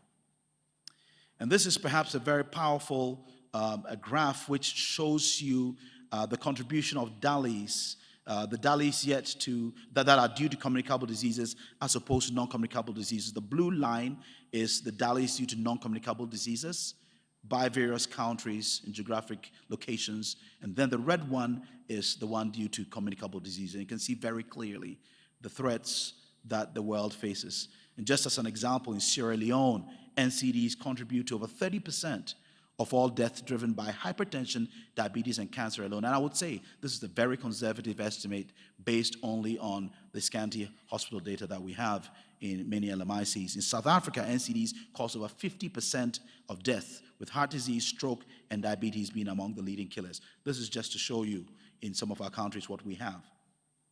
I want to invoke another threat to the security of the world's health, and that is climate change. We can never get tired of speaking of this. And of course, we've got to speak about it in an honest, in a balanced, in an evidence-based way. But the contribution that climate change makes to health is staggering, and its contribution will continue to grow given the direction in which we are moving. Just a couple of things: the drought, the warmer climates that impact on vectors and vector biology. We've seen dengue take off like never before across Africa. As to whether it is due to improved surveillance post-COVID or not, but also thinking of dengue becoming a threat in the Mediterranean regions of Europe. It just shows you how climate change has implications for disease, and not just infectious diseases, but non-communicable diseases as well. The cyclones and the natural disasters that are precipitated by climate change have direct implications for the world. Are these not threats to global health? I would say they are. Furthermore on this, I love this schematic from the WHO, and particularly if you focus on the lower part, it just shows you the climate-sensitive health risks, and you can see a fair balance of both infectious disease implications of climate change and non-communicable diseases, the implications of climate change, how vulnerability changes on account of climate change, and what that means for exposures and various risks. Still more on climate change, and I intentionally put this slide there just to show what the financial impact of this is. 1/3 of all plant and animal species are at risk of extinction by 2070. That's significant. Not to speak of the financial burden, about 2 to 4 billion by the year 2030. I just want to juxtapose that against the EDCTP budget, for example, if you want to have a fair idea of what that means. So much that could have been done with that money, right? And between 2030 and 2050, about 250,000 additional deaths per year, simply secondary to climate change. I wish to invoke one last one, another threat to the security of the world's health, that is misinformation, especially now that we have the proliferation of the internet. We have the Starlink across many African countries, nice, fast, smooth internet. We are now having great Zoom calls and Teams meetings without it breaking up. We have artificial intelligence, and many African cities are becoming hubs for artificial intelligence. What does this mean for misinformation as a health threat? And these are just examples of what happened, especially during COVID. We saw an infodemic. We saw a lot of false information making the rounds and impacting on how people responded to the pandemic. And this has significant implications. Misinformation or health information will be a critical player in protecting the world's health. It could either make us or break us entirely. And I would say we need to be very concerned about this, especially the undermining of public trust, the delaying of outbreak response, and trying to be politically correct or not trying to offend people simply because you're managing information that may be false, untrue, or unsubstantiated. And with that, as I conclude and round up, I just want to bring out the global health security agenda and the pandemic treaty.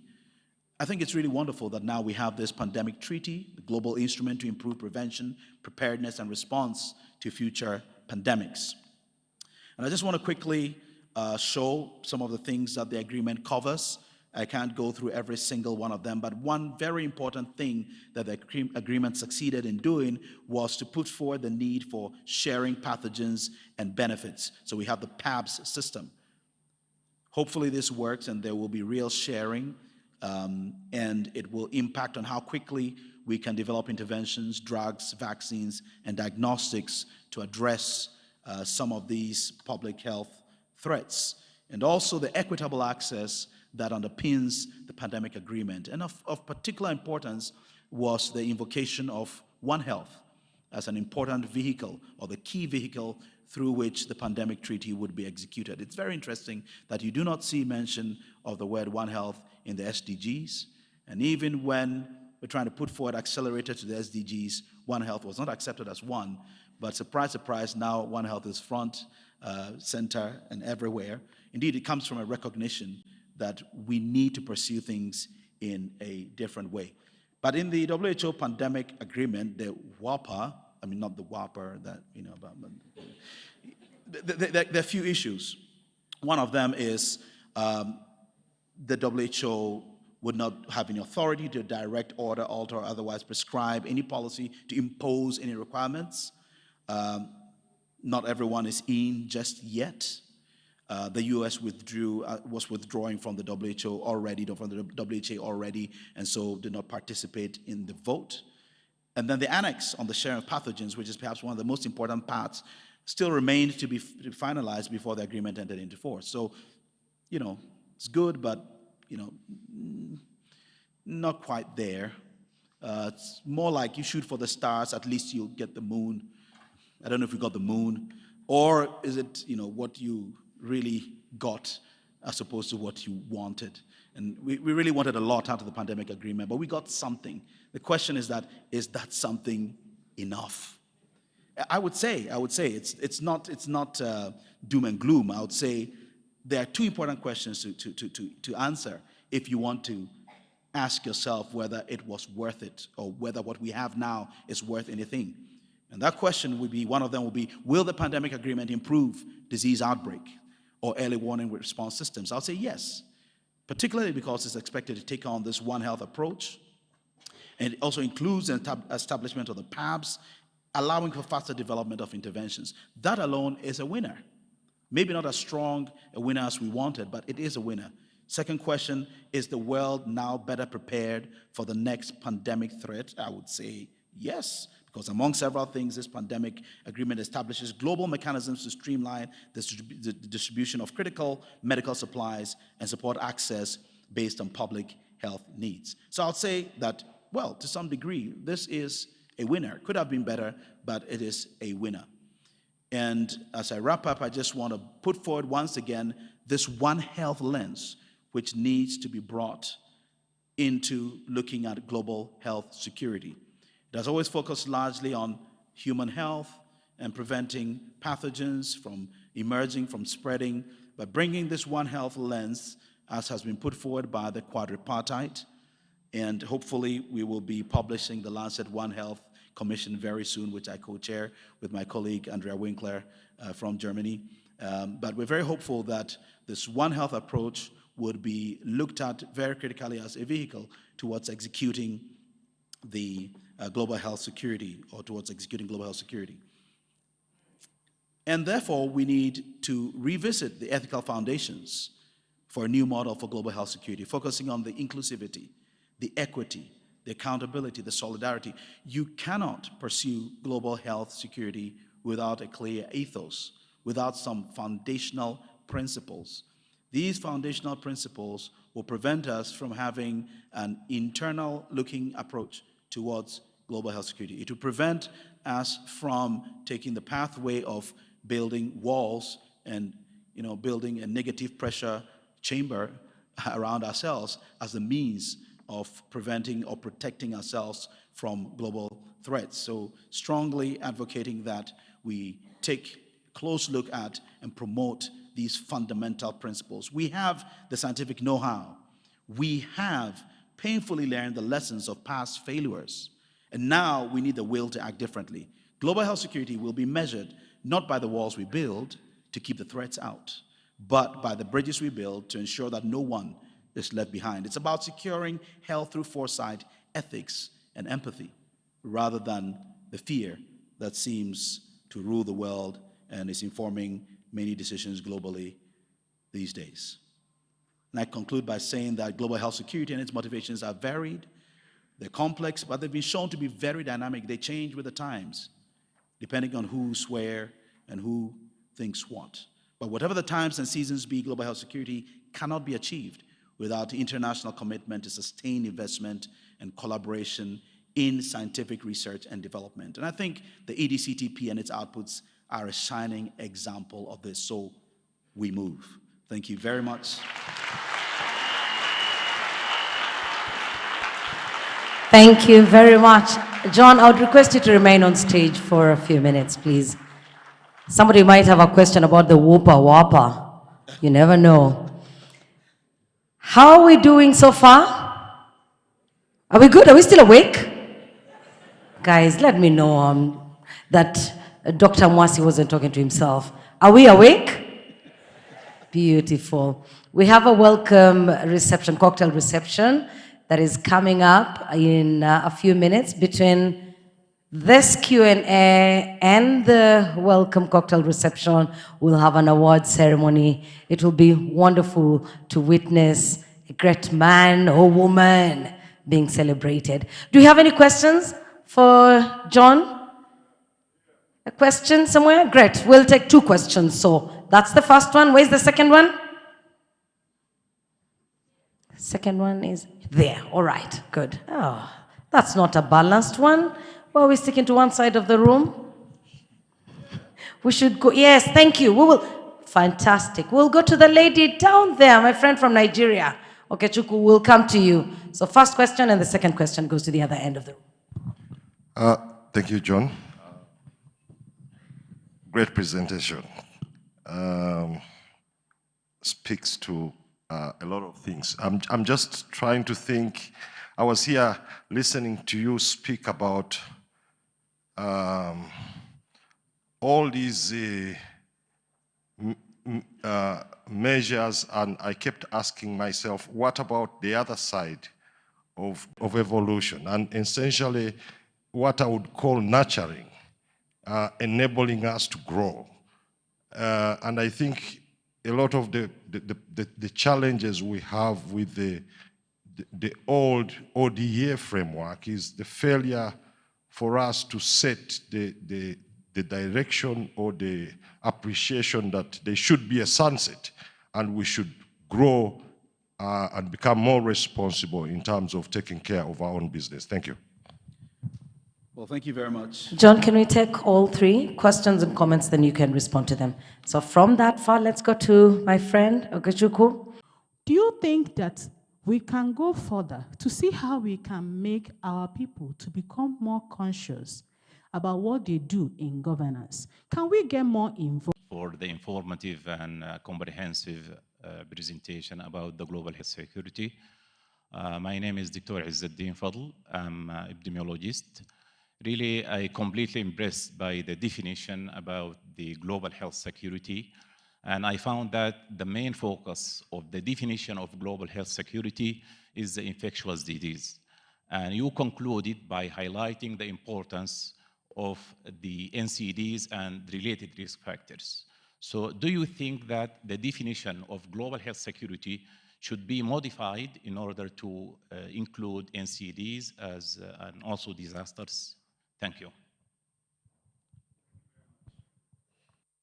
Thank you very much for those questions, everyone. I would try to address them, particularly the first 2 questions, which are along similar trajectories. And I could just sense the passion in your voices, which I also share. The literacy of the population. When I say literacy, I don't mean just reading and writing, but their understanding of what health is, what health means, what is possible. And when clearly the evidence is that the greater burden of disease is in non-communicable diseases, and is only set to rise. So if for anything at all, perhaps this is gives some food for thought or provides some information for consideration of post-EDCTP 3. I will say no more. Thank you.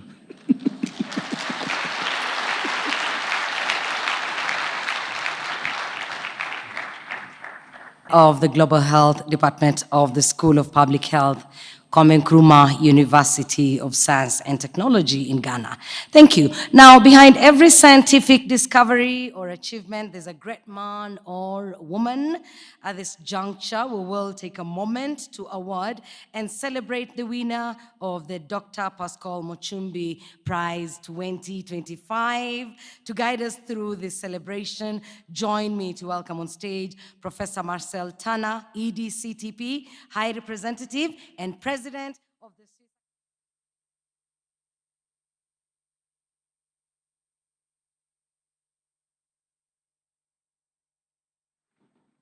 Yes, thank you very much, Jackie. Very honorable minister and very dear colleague, Sabine, Dr. Sabine Sabano. Wonderful, dearest, distinguished colleagues, guests, just colleagues and friends. It's wonderful to be here. And you see, everybody wants now to go for the cocktail, and some go already. But there is also a climax now, and that is actually not just a prize, an award. You remember very well Dr. Pascal Makumbi as doctor, as Minister of Health, as Minister of Foreign Affairs, as Prime Minister of Mozambique. And we sometimes forget that for EDCTP and the drive that Dr. Michael Makanga showed how EDCTP developed was also partly due to Pascal Makumbi, because Pascal was the first EDCTP so-called high representative, and he was actually giving the momentum to the backbone of these developments. And that's why we have this award. Not only because we deeply appreciate and honor Pascal's contribution to global health and many other things, and also to peacekeeping, but really it is also that what we can do now and how we can say that partnership is going to proceed is largely due to what Pascal taught us, stimulated us, brought us forward. And it's now my great privilege and honor to really present this Pascal Makumbi Award. And the winner is, some know it already, I could hear it when walking in, I don't know why, but this is how news spread, as John has actually said before. It's actually Professor Alexander Deborah from the Kwame Nkrumah University of Science and Technology, KNUST, as you remember very well. As an African child growing up, I saw friends who were suffering from neglected tropical diseases. And this Pascal Makumbi Prize, wait,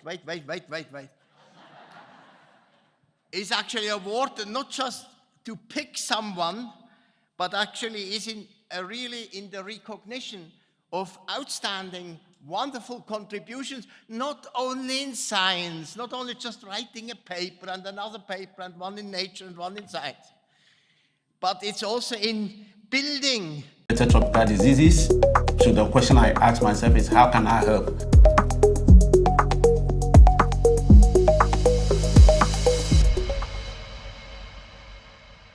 As a science student back in senior high school, I wanted to either be a medical doctor, stop the disease, they get improvement and regain their mobility. We try to integrate our research findings into practical applications. So because of that, we'll be able to actually build 2 elephantiasis management clinics in Kasana and Kana West and Kasana and Kana East to actually take care of our patients. In the next 10 years, I hope many countries in Africa will be free of neglected tropical diseases, including elephantiasis and river blindness, so that it will serve as a motivation for other countries to emulate. Young researchers in Africa, I'll say your ideas matter. Let's come together to eliminate neglected tropical diseases. Nobody will do it for us. Mother Africa needs our ideas and expertise to combat NTD in Africa.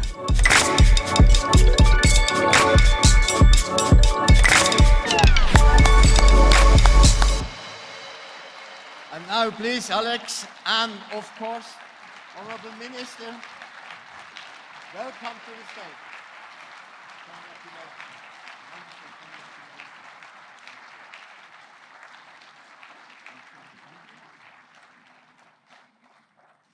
it's a complicated thing to hand over together. So the Honorable Minister myself, we hold it. And Alex gets it. Congratulations. Congratulations.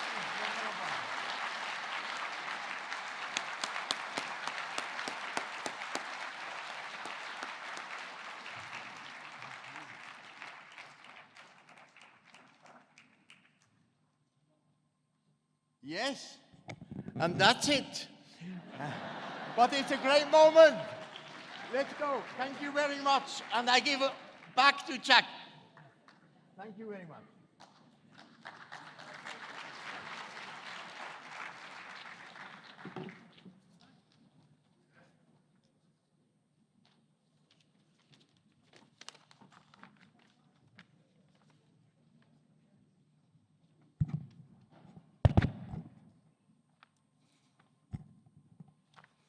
Our Excellencies, Honorable Minister of Health, esteemed colleagues, fellow researchers, members of the press, ladies and gentlemen, good evening. I am deeply humbled access to interventions and care they need for their support. I thank my family, especially my wife, who is here in the auditorium with us.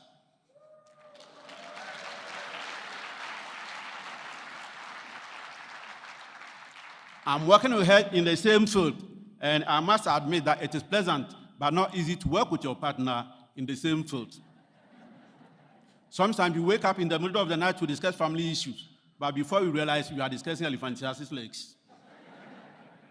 I also acknowledge my research team, KCCA KNUSC Filiasi Group in Kumasi, Ghana, for their dedication to fighting NTDs in Africa. As the director of the Takeoff Consortium, I appreciate the valuable contribution of our our team members from Ghana, Cameroon, Tanzania, and Germany as we tackle the obstacle to fight filarial disease across Africa. I am most grateful to my university, that's Kwame Nkrumah University of Science and Technology, Kumasi, Ghana, and Kumasi Center for Collaborative Research in Tropical Medicine for giving me excellent platform to conduct my research. I'm grateful to Ghana Health Service, especially the National NTD Control Program, also for their support. As I accept this award, I'm reminded of the importance of continuing investment in NTD research, control, and elimination efforts. I'm also reminded of many challenges that still need to be addressed in our quest to improve health outcomes in Africa. I hope this recognition will inspire others to join us in this endeavor, and that together we can accelerate progress towards a world free from the burden of neglected tropical diseases. It is my hope that with all hands on deck, we'll be able to eliminate NTDs from the world to achieve WHO NTD Agenda 2030. Thank you once again for the esteemed honor. I look forward to continuing our collective efforts to advance global health and improve the lives of millions of people affected by NTD. Thank you very much.